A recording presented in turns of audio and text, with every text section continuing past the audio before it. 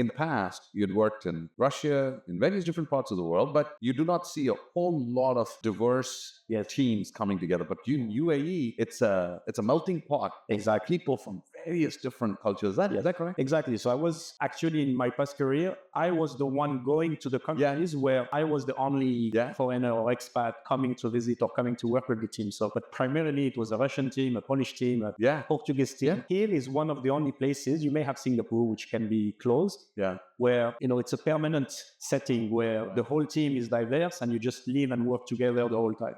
So talking about UAE, right? There's another very interesting conversation what I heard yesterday, and this was with one of the universities, basically Middlesex University, and I was talking to the dean out there, and dean, she was talking about UAE as a region is a country which adopts innovation like nobody else does. This is like an experiment, is what she was talking about. In the sense, if anyone wants to innovate, this is a country which is where you have to be. What do you think about it? I think it's funny because yesterday evening, going back home, I was talking on the phone with one of my colleagues and friend, and we were discussing the exact same topic. We were just talking about what we were doing, and he was telling me it's just incredible to be here in this country at this moment in time. Very well said.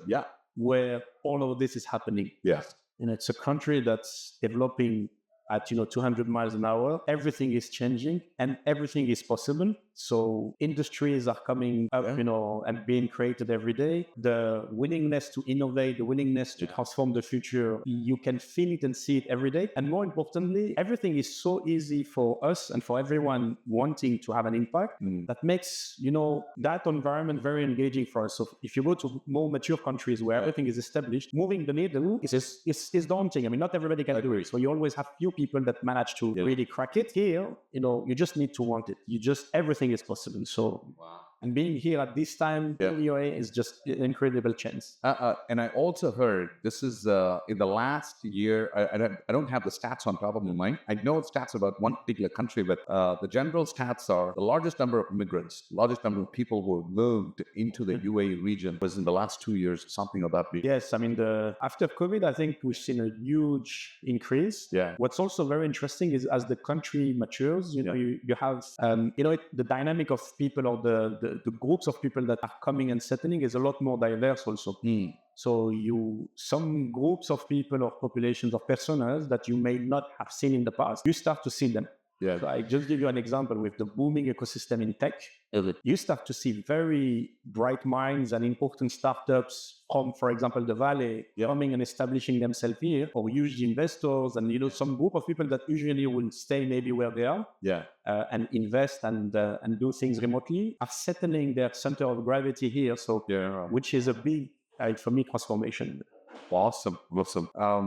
I heard you're big in sports and you're very competitive. Yesterday, I can see the competitiveness.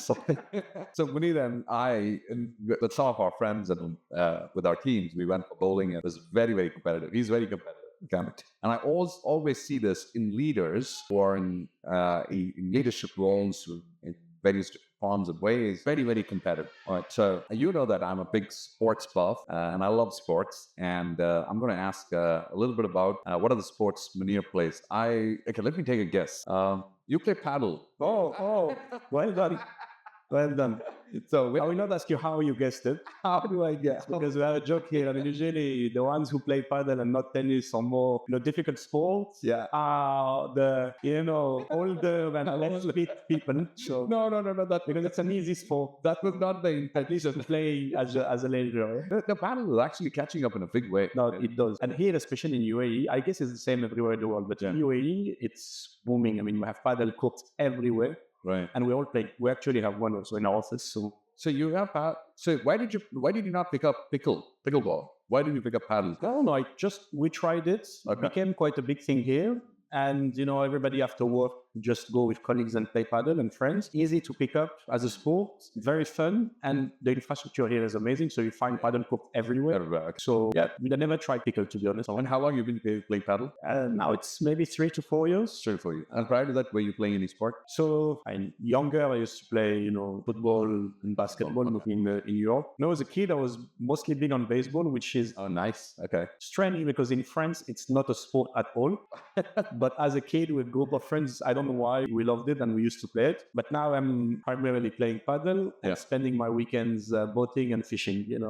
I don't know if we can call it a sport. Okay, so talk to me about fishing. Why fishing? I started boating. Yeah. No, I started boating in France, then moved here. Okay. Here, everything is very easy and accessible. So started to go more and more and go boating every weekend. And I always wanted to try fishing one day. And it's very addictive. So I tried a couple of years ago and I never stopped. So it's like almost if I don't go for a week or two, then I can't sleep. Wow. So you do deep sea fishing? Deep sea and depend on the weather. So, but stay close to the coast, but mostly, in the sea. Very nice. Okay. So what I want is, so I've done deep sea fishing once. All right. I'm going to share with you all those pictures of those amazing, huge fish what I caught. Oh, no. Do you have a picture which you can share with us? I can share. You can? I can. So this is a place in Key West. And we went deep sea fishing. I've never been to fishing and I've never tried fishing. And we just I wanted to take my son. So we went deep sea fishing. And the best part was we caught all the fish. We bring it back along with the boat. They skin it. They give the fillets. And we had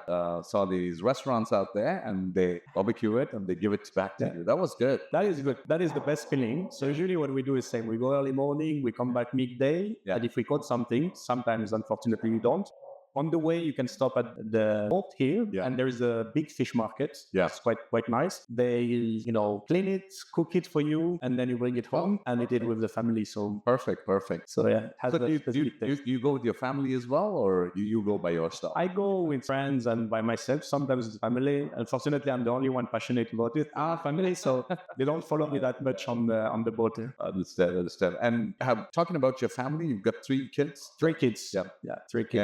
And so when you're raising 3 kids and being in such an important role, a lot of questions get asked about like work-life balance and things like that. How do you get time to spend with kids? And because I believe leadership and parenting go hand in hand. Yeah, I mean, it's the same at the end of the day. You're nurturing young people and, the function we have as a leader is to create more leaders. And it's the same with our kids. We're creating, maybe better versions of ourselves as well. So it's a bit of the same. It's challenging sometimes. For me, I don't see the work-life balance like two opposite things because work is part of life. So I don't know, how can we carve it out of life itself? But I think when they were younger and I was traveling a lot and I had, I was working in multinationals, it was maybe a bit more difficult, but I was always trying when coming back home on the weekends to disconnect completely and spend time with them. Now they're a bit older. Now I'm lucky because I'm here in UAE. After COVID, there was a lot less travel and a lot more, remote work and, people got a lot more used to collaborate remotely.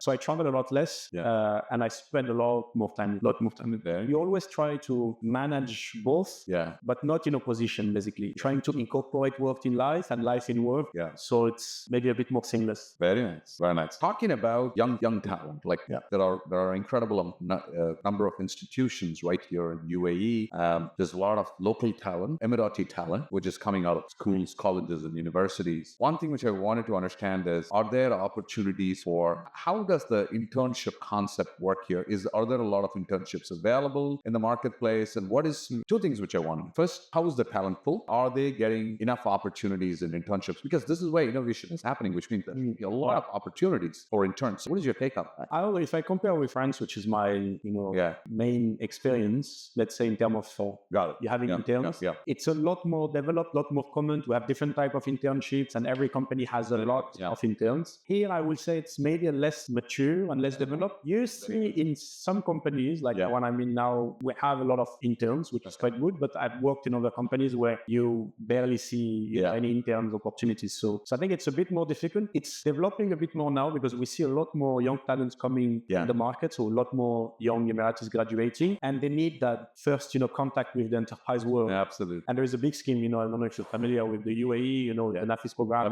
the push to have Emiratis in the private companies, so which is a good segue for the interns to at least get to know the private sector more. So I think it will continue to develop. Maturity is not there in essence. It's not systematic, and it's maybe also less established or less strategic in terms of the way it's done, basically. Got it.